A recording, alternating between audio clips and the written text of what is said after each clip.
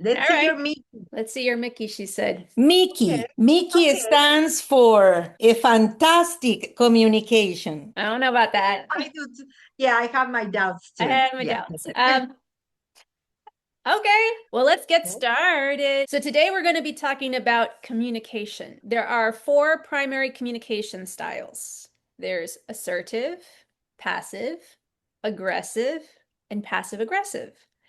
And communication style in general is the way that we express ourselves, our emotions, our needs, and how we engage with different people in different situations. And even though we may adapt our style depending on where we are, who we're talking to, we usually have a primary tendency as far as our style of communication goes. And ultimately, this can affect the way that you feel supported or not, the way you feel about yourself, your self-worth, and how you set boundaries with people or not. So it is really important, I think, to reflect on what our style is, to understand not just how we express ourselves, but how we interact with others. And so, what we are going to do today is talk about our own styles and how it affects us, how it affects relationships, and how, if possible, we can learn to modify our styles in some of the more challenging situations to maybe make it a little better. Sound good? Sounds Sounds perfect. great. All right. So you all took a quiz to try to figure out what your style is. And I'm going to cover some of those items and give descriptions of the styles. And then we're going to talk about our own styles.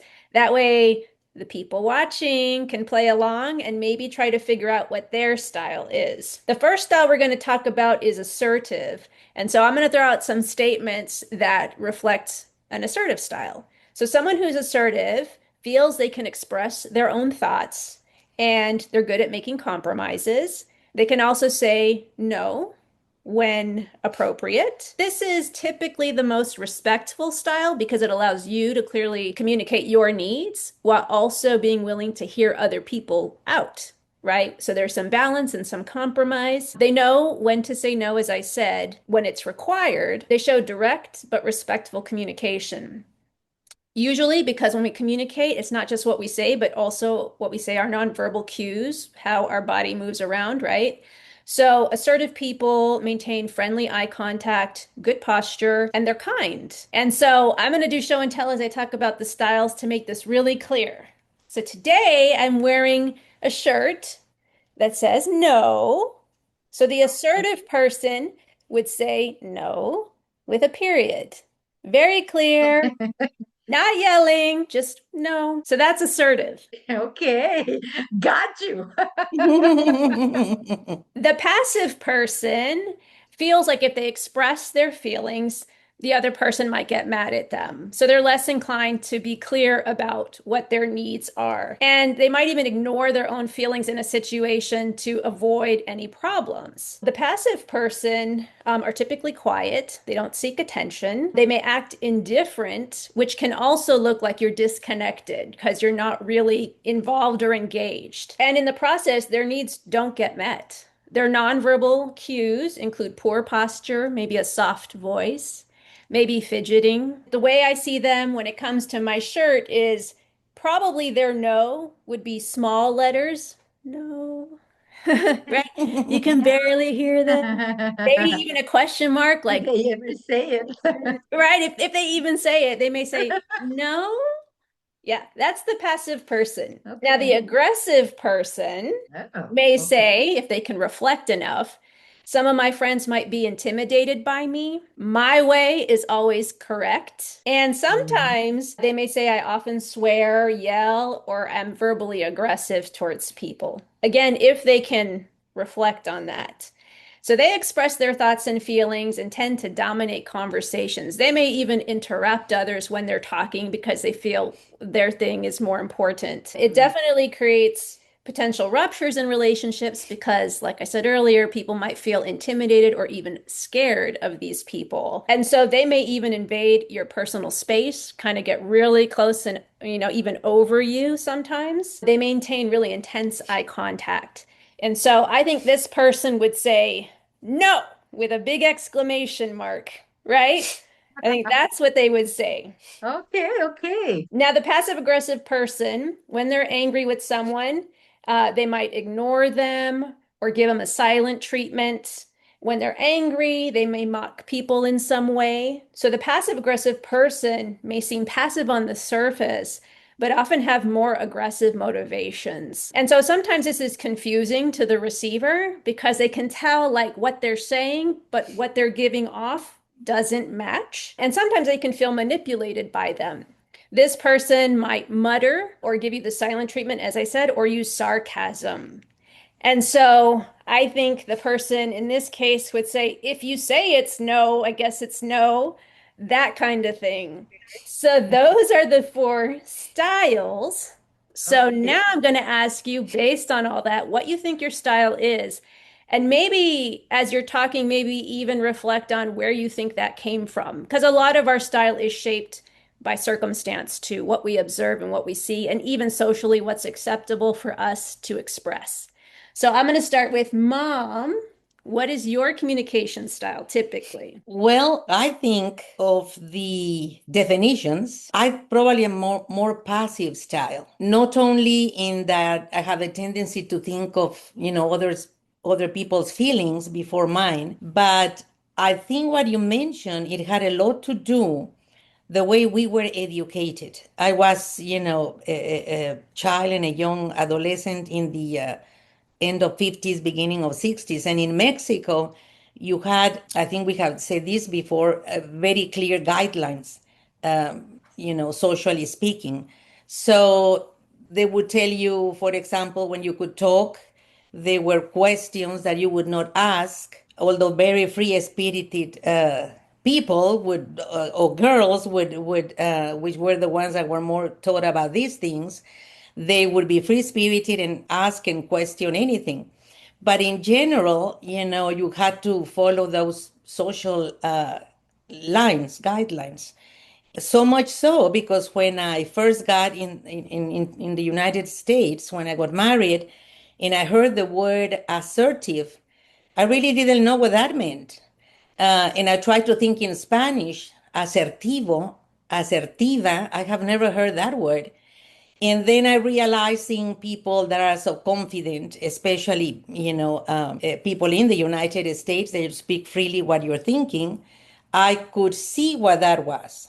And I've been trying to be more like that, but I guess, I have a tendency to be more passive, probably. And louder for you. What's your Well, style? definitely I'm an assertive person. And I've been like that since I remember. I can say the thing I feel and, always trying to, of course, not hurting feelings to the other person. I guess the only thing that doesn't match the assertive way that I am is that sometimes I'm not a good listener.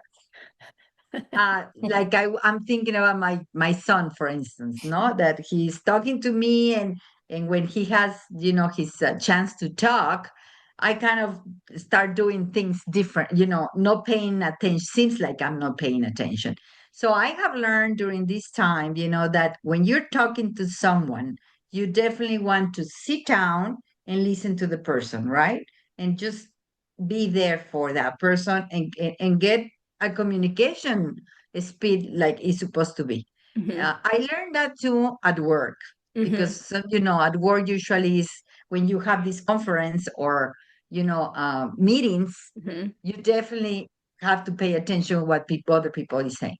So every time I had that, I learned it more and more. So I think that's what it is. Makes sense. And we'll definitely talk about how to improve communication styles. And I think because we have to adapt our style in different environments like work, we certainly learn some skills, especially if you are a manager administrator, because you have to work with people with different styles. So I think naturally you kind of learn how to adapt to different individuals. I would say for myself, I think I'm mostly assertive, but I would say younger, I was probably more aggressive in my style because I thought like I knew a lot and I did not. And I did not. Um, but also I think You because I were was, always right. I thought was right. I Always mean, that's right. Are you asking uh, me? I'm always right. other people just had to figure that out. But I think for me, part of it was I was also modeling a lot. So to mom's point, I think I was modeling my dad's style of being aggressive.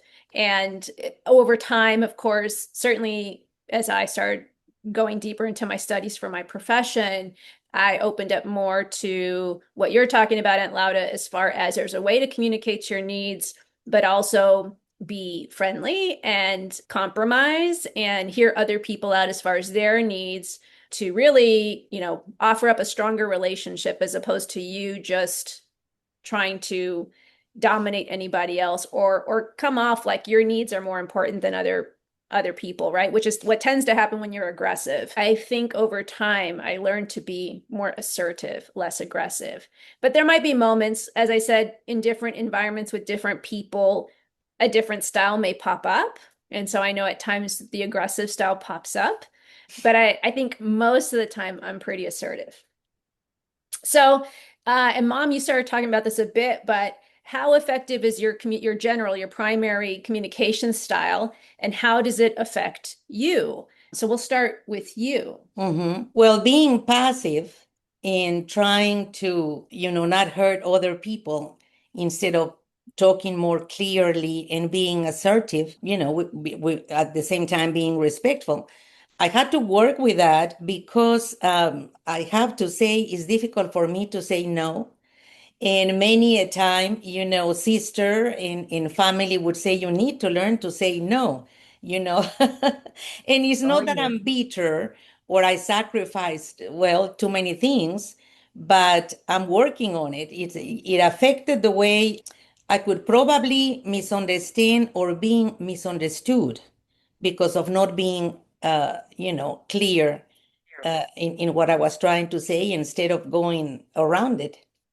And how about you, Aunt Lauda? How effective is your style, and how does it affect you? Well, definitely, it's good. It's I can see that it's effective, positive way on a positive way because when people are around me or when we're talking, let's say with my friends, and having a conversation, then you are very, you get into the conversation and you have your opinion and they have their opinions and we can listen and talk at the same time, right? Mhm. So it is in a positive way. Sometimes, not always. Of course, it's not always positive. Sometimes I can feel that I did something bad at that moment. My communication was lack of attention to the other person, maybe, and that's unrespectful. I mean, I was definitely regret those moments. It doesn't happen often, but I realize it. When I realize it, I say, you have to correct this soon. Yeah. Yeah. And even that is a reflection, I think, of someone who is assertive. Because even if you come out of a conversation and later think about it and say, did I not clearly hear the other person, or did I not even give them the space to really talk about what they needed? Right. That gives you the opportunity to come back to that conversation even later and say, you know what, I was thinking about what we talked about. And first, I want to apologize because I think maybe I missed something. Right. And I think having the capacity to even reflect on the impact on the other person is very indicative of more of an assertive style. I would agree because I think when I'm more assertive, I'm more engaged and engaging with people because it opens up a space where the other person feels they can clearly communicate to you what they're thinking and feeling.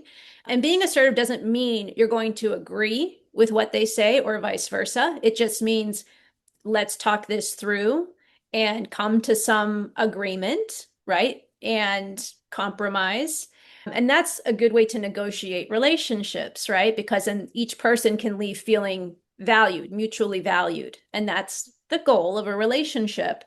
Definitely, when I'm more aggressive, I can see that the other person is more likely to withdraw, because what they're hearing is that you don't even want to hear what I have to say. You already know where this conversation's going.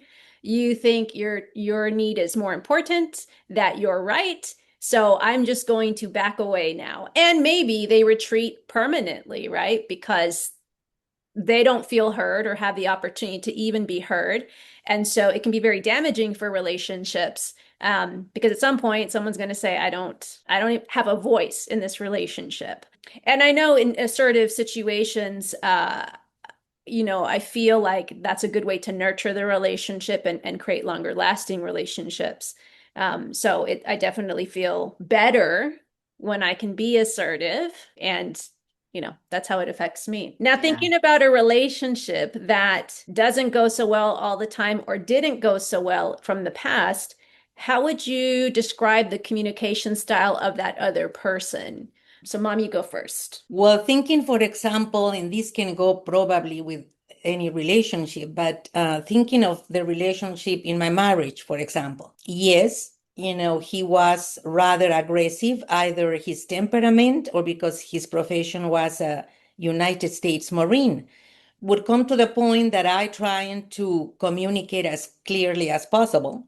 He wouldn't validate, and you mentioned that, and it's very important. They validate what you're feeling and listening to what you're communicating, because he would, for something that it would be important to me, for example, he would think was irrelevant or I was exaggerating, and it would come to the point that you feel, well, what's the use of trying to talk about this if we don't have an open communication, respectful in validating how you feel, and like you say, come to some kind of compromise. You're just, you could feel I'm wasting my time, and deteriorates the relationship as it deteriorated our marriage. Of course. Yep. Yep. Yeah. How about you, Aunt Lauda? Yeah, sometimes I'm thinking about the relation with my son, for instance, that I have him here 24/7. He's more passive aggressive. And that to me, first, since I'm the mother, right, it kind of frustrates me sometimes, even though I'm assertive and try to listen to him and I know the ways, or I have practiced a lot, that kind of a style. It frustrates me. And sometimes it's like, because nowadays, I guess, since they have so much communication in these beautiful machines called cellulars, Electronics. electronic cellulars, or whatever, Social wherever they media. are, they're more communicated in this than, in your eye contact. So that frustrates me. And I should not be that frustrated, because if you go to a restaurant, you will see everybody does that, right? Unfortunately. And they don't have time to talk or something, because the young people, they're really connected there. So that was the only time that I think I cannot, I cannot continue to be assertive. Even though I calm down, sometimes I just get off from the conversation, because we're not talking the same language, I will say. Yeah. Yeah. Yeah, Yeah. that makes sense. And it is frustrating because someone who's passive aggressive is not clear about what they're really thinking and feeling. And even the nonverbal behaviors can give off an impression that doesn't match what they're telling you, which then makes you start to think, well, what are you really trying to say? And especially if they're disengaged and then on their phone, that like cuts off the conversation, right? And so that would be very frustrating. Yeah. I think for me, when I think of the most difficult relationship, I probably would say dad. And I think growing up, obviously there's a different dynamic because he's a parent and I'm a kid. And so I think his aggressive style was very much used with all of us, I would say. And so as a kid, you're less likely to challenge that, right? So probably it makes you more passive in that dynamic. But as you get older, and you challenge some of that or gently confront that, there was no budging in terms of his style. He was pretty consistently aggressive. So I think I tried to find ways to, as a young adult, to be a little more clear about what I needed. A good example is when I extended the invitation to come to graduation, he became insistent that he wanted to bring his new partner with him. And I said, that's not happening because my family is going to be there. That relationship was fresh off of the divorce. and likely was happening before the divorce. And so it's like, that's very disrespectful. And that's not the time to do this. So you have a choice, come alone or don't come. And he chose not to come. And so, on the one hand, while it was very disappointing, I won't even say it was hurtful. I think it's just very disappointing. I was glad that I just drew that line and said, that's not happening. This is my event. This is what needs to happen so my family feels comfortable, you know. Yeah. And so I think that's where I started growing, feeling a little more assertive, and then try to continue that path as I got older. But it was difficult, right? But I think it started me down a path of thinking like, I don't have to continue being passive in this, right? Because it means that my needs, my family's needs, they won't be included if we have that conversation. So that's Good. that's the path of that. Hmm. Now there are ways to modify. We talked about this because I know a lot of talking about work, and certainly in my work, being in administration, managerial work, you work with a lot of different people, and so you do have to modify your styles at times, right, to have a more effective conversation. So there are ways to do that, and I'm going to cover some examples, and then we'll talk about ways that you have modified your style to make certain relationships or conversations you've had with certain people go better. So when you're dealing with someone who's passive, it's important to take a direct but empathetic approach. It helps to be more one-on-one because a lot of times passive people don't do as well in large groups. They're even less likely to be vocal, and use broad questions instead of yes or no questions. Because yes or no, they can just answer, and you want to give them the opportunity to really think and self-reflect about what is it they want to say. And so that those things might help encourage the passive person to speak up. If you're passive, then it's important to test yourself by using low stress or low demand opportunities to give yourself the space to be more clear in expressing what it is you need. And again, like in one-on-one conversations. And if someone asks you a question and it's not typical for you to say what you really feel, you can also say, can I have a minute to think about that? And that gives you an opportunity to pause and think about it and then communicate what it is you're feeling. If you're dealing with an aggressive person, first, try to remain calm because their approach can be very dominating and it can easily make you withdraw or can also make you escalate a little bit inside because you're feeling like this person is domineering, is trying to control the situation. So try to remain calm. Try to keep the conversation away from something that's emotionally charged if you can. And then also know when to walk away. That's boundary setting, right? If someone can't read your nonverbals, if this is uncomfortable for you, or they need to step back, then you can say, I need to leave this conversation. If you're an aggressive communicator, then it's important to try to learn healthier ways of communicating. Because, like I said, the aggressive communicator can create a divide because people will withdraw if they see this is consistently the way you talk to me, right? I can't have a voice in this. I can't express my own needs. And some of that might even mean looking at, are there stressors in your life that are making you aggressive, right? Because if you're under stress, maybe that comes out more. And so if you're going to have a serious conversation, reflect on those things before you have it, because otherwise it's going to be counterproductive, right? And definitely practicing more listening than speaking. Now, when dealing with a passive aggressive person, you want to give clear requests and give feedback and confront their negative behavior.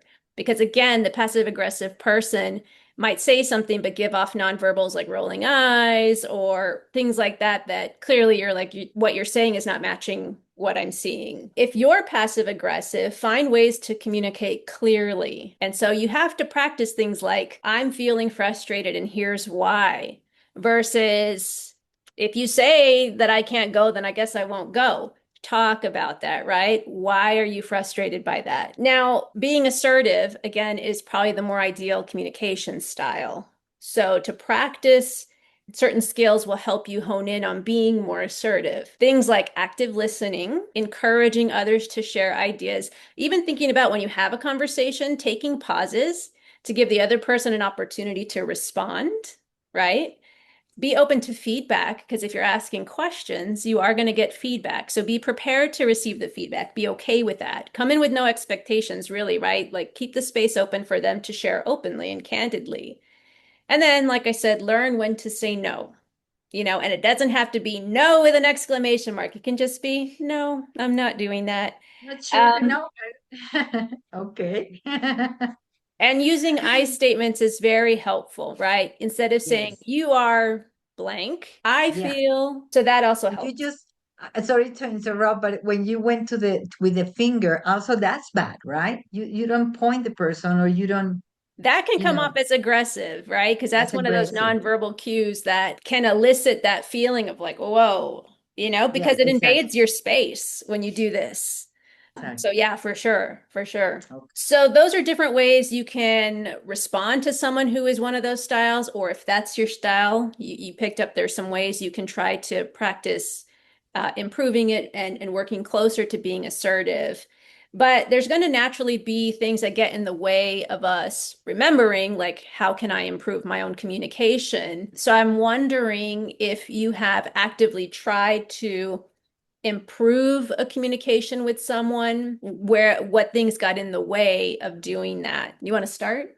Sure. Mhm. Well, definitely after, realizing that being passive sometimes you don't want to hurt someone, but you want to be clear, or they're going to misunderstand you, and that is worse. And I'm trying more to be assertive person with my children, my family, my friends.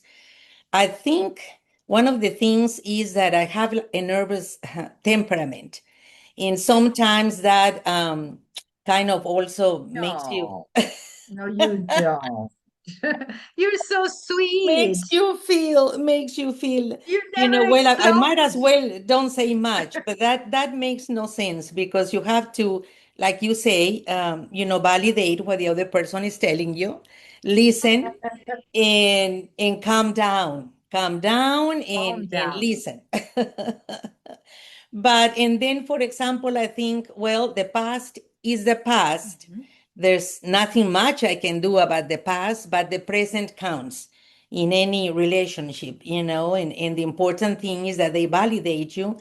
If not, you have to stop and think, what kind of communication skill try to do, or if you decide this is not working at all, like with your dad in that situation when you graduated, I guess this is it. And Mhm. it's sad, but it happens. Mhm. Mhm.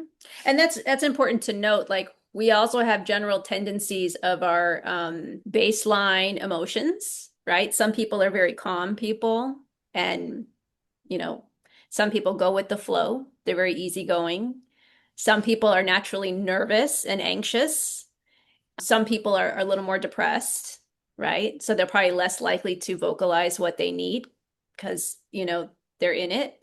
And some people are naturally always angry. And Mhm. so, or bothered, right? So Mhm. that might naturally elicit more of a aggressive style. So for you, Aunt Lauda, when you've tried to use new tools to improve communication, what things have gotten in the way for you? Well, when I start to talk to someone, for instance, a close friend, or someone that I know for a long time, and they don't pay attention to what I'm talking, it's like you are talking to the wall, because Mhm. the other person is really interested in something else, or keeps telling you something different. Mhm. That time is so I try to really calm down, breathe in, breathe out. Sometimes I get up, I say, like you say, give me a moment, and just walk a little bit, or do something else, and then come back. Or sometimes I really stop her and say, you know what, you're not listening to my question. Mhm. I mean, are you really listening to what I'm saying? Because you're talking about something different, Mhm. and I don't want to hurt the person. And like you said, sometimes they are very sensitive, or they sometimes they just don't get it and say, I'm sorry, you're wrong. Like, what are you talking about? Right. Unfortunately. But so what I have learned, is like like you say, when you calm down, you just get up or finish the conversation. Then later on, you realize it and you talk to this person and say, this is how I felt. Mm-hmm, mm-hmm. And, and that's a good response, I would say, you get good feedback and it gets you closer to the person, actually, Yeah. getting to know the person. Yeah.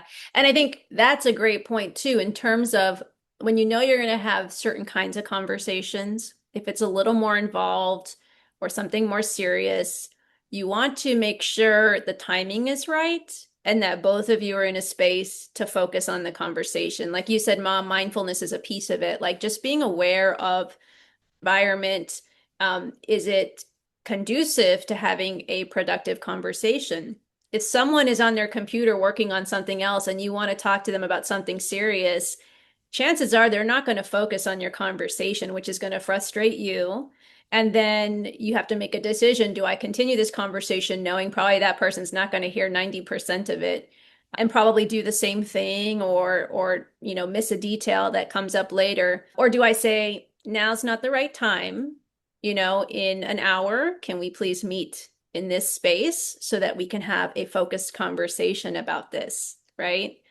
So that's also important. For me, I notice definitely my mood and circumstances influence what style I pick. So when I'm under more pressure to get something done, I think I tend to, the aggressive side can come out. And I think more in terms of like my work, because there's always 10 million different things that are all important. And so if there's a tight timeline and I'm talking to people who I work with and we're working on a project or something together, I might get more controlling of the conversation. Like, this is what has to happen, not paying attention to the feedback the other people have, right? Just like, this is how it has to go because it has to happen by this time frame. And in personal relationships, probably the same. Like if I'm under the wire for something or something needs to get done pretty quickly, then that comes out a little bit more. When there's less stress, more time, I can access my assertive style a little easier. And then for sure, like if I'm not feeling well, like physically sick or things like that, I know that's not the time to have a serious conversation because I'm not going to think clearly. I'm going to be less patient in the process, which is not fair to the other person. And so I definitely try to pay attention to when is a good time to have this conversation, or if someone else starts a conversation with me and I know I'm not in the space either emotionally, mentally to have or physically not feeling well to have the conversation, I'll say, I'm really sorry, but can we save this for tomorrow? Give me some space to just feel better and then to really think clearly about the conversation. That way, I can be as helpful as I can in that conversation. Yeah. All right. So we're almost out of time. So this was a really good conversation and a Very good. nice follow-up to our last discussion about really challenging relationships that we had to cut off.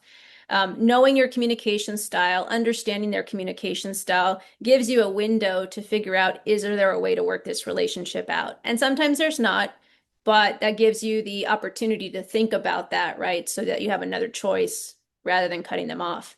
But I am curious what other people think about this, what their experience has been. So for sure, if you're listening to this and you have thoughts about this, let us know in the comments if this sounds like something that you've thought about, that you've actively worked on your own communication style, or you've been reflecting on other people's and you've been trying to find ways to negotiate those relationships. If there's something else you want to hear about, definitely put that in the comments too. If you liked it, hit the like button and subscribe because we have a lot more coming. But before we sign off, we'll introduce ourselves. I'm Joanna and my tia Laura. and my mom. Ana, And we want to remind everyone, whether it's good, bad, or funny, live live it it up. up. It up.